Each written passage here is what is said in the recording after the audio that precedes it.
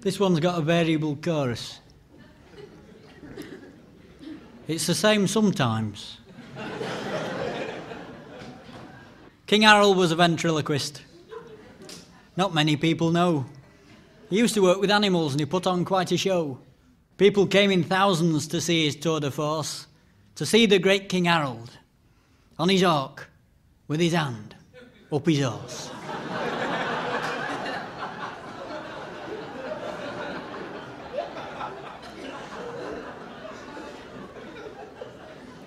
I think it says horse.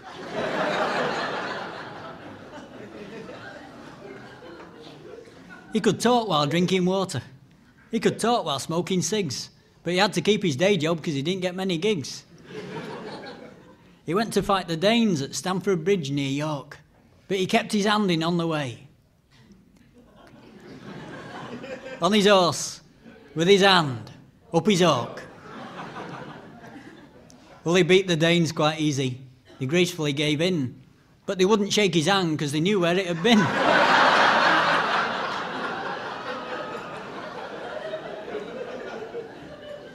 And Harold was impressive at the head of his victorious force. "Hello, I'm Mr. Ed," he said. On his hawk, with his hand, up his horse.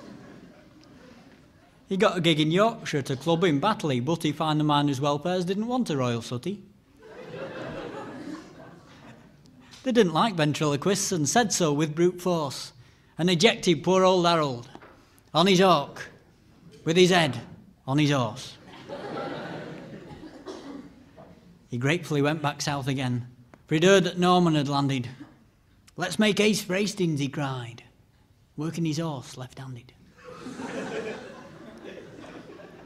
His army marched past him in splendour, and the leader saluted the lead, and in doing so suffered concussion from the horse on his hand, on his head. Soon they got to Hastings and the two armies got to grips. Harold was winning 3-1 at half-time, and all without moving his lips. "Who's in charge over there?" asked William. "It's not Harold, I've not seen him talk." And he glared at the King of the English, on his horse, with his hand up his hawk. "I'm being beaten by a parrot." Some bugger shoot the bird, and amid the tumult of battle, only one of his archers heard. It was Cosmo.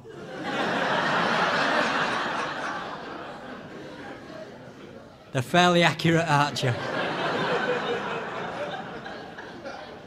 He heard his leaders shout and aimed an arrow at the hawk. I was only a foot or so out.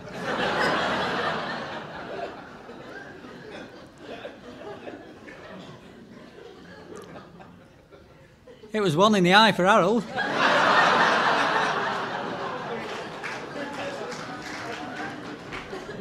Who immediately fell down dead, for though Cosmo had aimed at the parrot, it hit Long John Silver instead. William the Conqueror was furious. Cosmo's life was imperilled. He'd made a spectacle of himself, and a monocle of Harold. And though William conquered the country, it's of Harold people talk, ventriloquist King of England, on his horse, with his hand up his hawk.